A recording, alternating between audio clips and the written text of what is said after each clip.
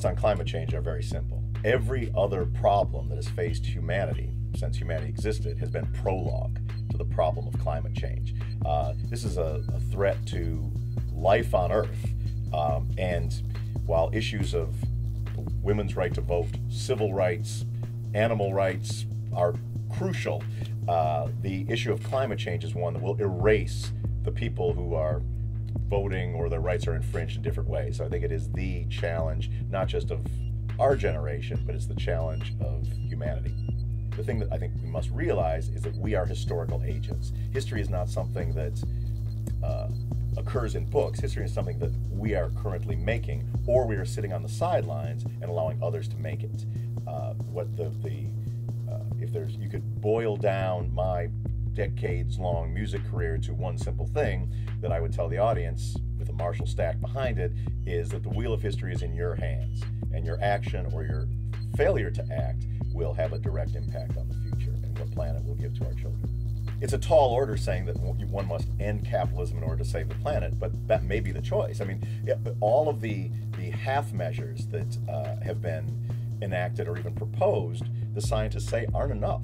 There's no plan currently on the table that is good enough to save the Earth, given the rapid rate of climate change, right?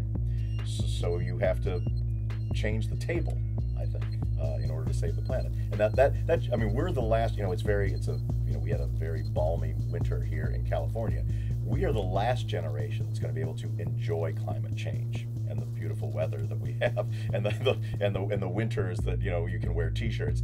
The next generation and the one after that, it's going to be a horror show. It's going to be a horror show. It's going to be beyond Thunderdome. It's going to be a Mad Max. It's going to be a kind of planet that's going to be socially and politically unrecognizable. And what we've thought of as kind of the norms of how we work and play and vote and Instagram is going to be an entirely different, nightmarish freak show as the oceans rise and the cities along the sea disappear. Well, if the question is who's going to save us, history is not made by great men. It's not. History is made by you. And history is made around kitchen tables and people deciding that something different is going to happen. There were seemingly immovable objects. In my lifetime, the one immovable object was the Berlin Wall. That seemed like that was a forever thing. And it turned out that it was not. It turned out like that everyday people created the circumstance that the wall came down. Apartheid was another situation that seemed like that was absolutely entrenched and irreversible, and there would be nuclear war before apartheid ended. That turned out not to be true, because people like the people watching this. It's not like some, it's not Nelson Mandela. It's the tens of thousands, the hundreds of thousands of nameless and faceless people who are not in history books who changed that situation, who brought the Berlin Wall down. And those are the people, you, who are going to be able to save, who have the chance of saving the planet.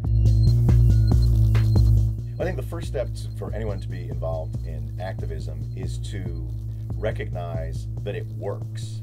Like, people feel very powerless, and it's easy to slip into a world of video games and Facebook, and you're kind of insulated from other people, and you live this sort of virtual life that you feel like you're removed from history. History is something that's happened, and then the future is just sort of the next Instagram. Like that's what the future is, and not realizing that history is made. It's just made by people. It's made by anybody. It's like the heroes of history did not know they were heroes when they were doing it. And it really is. I can't emphasize enough that it is the nameless and the faceless who make history. They're the ones who move the meter, that help any particular issue to reach a tipping point. And there's no ceiling to what people can do. There's no ceiling to it. And I think that if you aim to lose, and you begin with the proposition that, what can I do?